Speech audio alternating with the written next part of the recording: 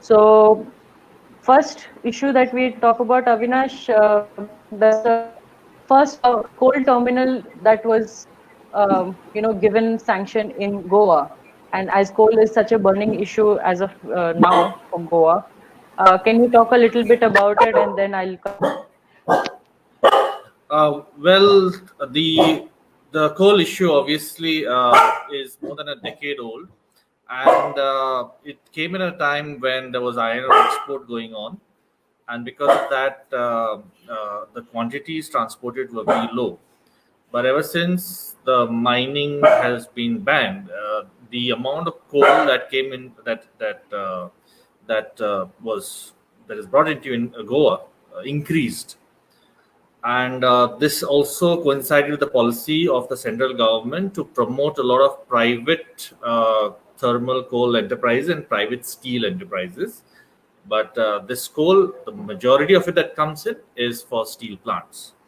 And although earlier, in before, I have a report with me which was done in 2011, which had a limit of around 5 to 6 million tons per annum imports of coal. But then subsequently, after 2014, it shot up with an eventual target of around 50 million tons. So Desrupi will explain exactly how what happened between that 2012 time, uh, and how then we can go ahead and I'll explain what's happening right now vis-a-vis a lot of these projects that are coming up. So first of all, I would like to share with our viewers, I'm sharing the screen right now, and this is an article by Scroll, which talks about, this is an article from 2018, but it talks about the clearance to controversial coal terminal in Goa is based on outdated rules from the 1990s. So it talks about how if you look over here, the JSW group, they opened their terminal in 2004, which was authorized to import 5.5 million tons of coal. And this was sanctioned in 2001 under the NDA government, under the Vajpayee government at the time. And also, before talking on this issue, I would like to clarify for the viewers, and Avinash, if you can also, talk about this, that coal is a central subject, and MPT also, by its very nature, is an organization that comes under the DG shipping. So the state government has no say in the matter. It finally lies in the hands of the union government. So if you look at the claims being made about who started what, you can shed some light on that, Avinash. So what happens is that there is a federal structure is such that a state has a lot of powers in terms of health, in terms of local transportation. But when it comes to major ports, it's the domain of the central government. And the fact that a lot of these ports are autonomous bodies, they act like private entities. And what happens is in although in theory they are supposed to work with the central government in terms of their policies, and the central government is supposed to act for the benefit of the country, but in reality there is a nexus with private companies, and then the private company decide what sort of imports and exports are going to happen through individual ports, what will be the duties on that, and subsequently they pressurize. Even if a state government is opposed to it, they have things to pressurize. They have tools to pressurize the state government into submitting in terms of granting of consent to operate, in terms of pollution, in terms of granting labor law, in terms of granting exceptions in labor laws. And before 2012, there was a before 2012 or 2010. What happened was people were not aware of it, and even the internet was not so widespread, and we didn't know what were the impacts of it, what are the rules, because now we know because we have the internet and we have access to information. But at that time we didn't, there was not even RTI also during the time these things were proposed. So what happened was that a few when the economy opened up for private power generation, these companies got an upper hand, and they in turn pushed the central government to, and as well as the state government, to allow transportation of coal. So that's in short how it practically works. There's a lot of pull from the corporate sector, and at that time, since there was no public pressure, there was no public lobby to counter that. They had got a free hand.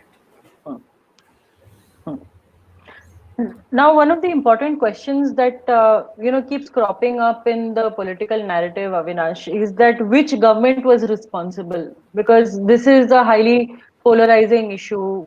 Tempers run high, and then there's the whataboutery, and there's a lot of things that are going on as the coal issue progresses in Goa.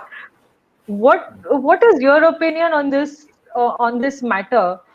And does it just stop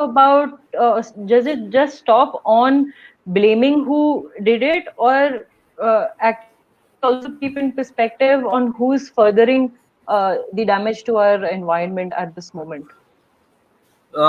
The strategy of any government across the world these days, when they want to defend their policy, their anti-people policies, is normally to blame the previous government. We see that with Trump versus Obama, and we see that with our own Modi here.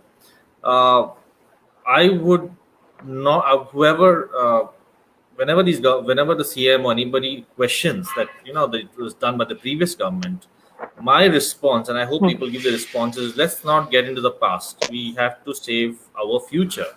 And the more we discuss what happened, the more time gets wasted instead of finding solutions for the problems we are facing right now and for the future.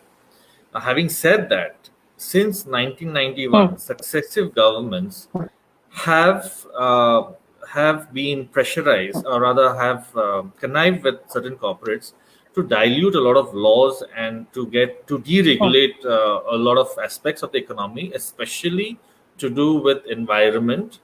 And what has resulted and it's because when they violate environmental laws, it's cheaper for them to operate, and who pays the price eventually is us. So and this is successive governments. Now everything is relative. Some governments do it less than other governments, but we have surely seen an acceleration in anti-people policies, in projects that are hazardous to people, the environment, and even to the future economic prospects. We have seen that acceleration in the last 5 years, and I think we should stick to that. We have to learn from history so we don't repeat the mistakes. So whether it's the UPA or whether it's the government before that, we have to understand that unless people stand up and object to these projects, come up with alternatives, and put pressure on new age industries like renewables, this problem will keep coming irrespective of the government. So my advice would be, let's stay in the present and let's talk about the future. You also have you wanted to mention about the withdrawal of the POL berth and the fishing jetty. Can you go ahead and talk about that as well? Since you've done some amount of research on this subject matter. Yeah. So the list of projects under Sagarmala was prepared somewhere in 2016. Then in 2018, it was updated. There are 30 projects under that. Some of that include the ferries along the rivers. They include the railway lines expansion, that is the Southwest Railway line, what people are objecting to. They include Coastal District Skills Development Program, which is a 3 crores project.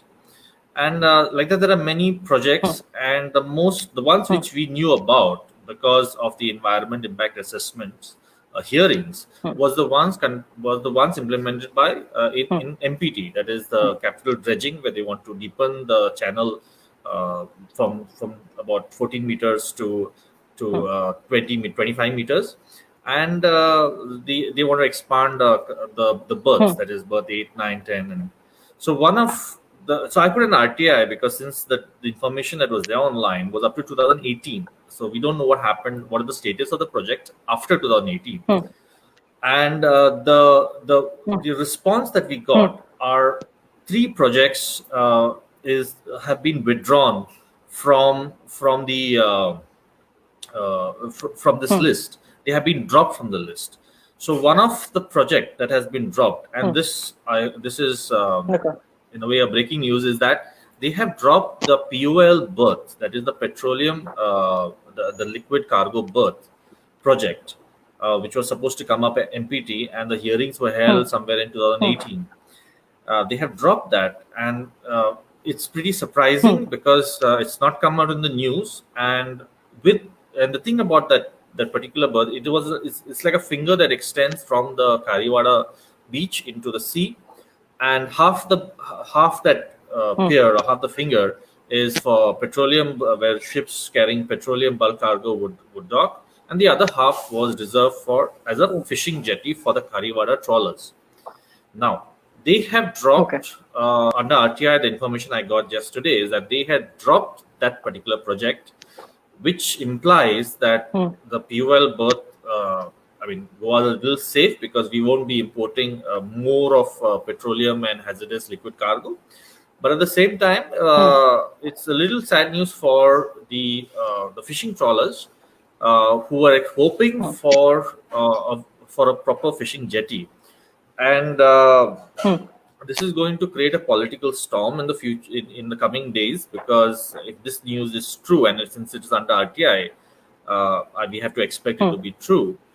The fishing jetty was used as a ruse to get support from the fishermen who were opposing all this port expansion works. So what the government did was divide the fishing community into the trawlers and into the pursuant, the small boats, the rapport cars, so that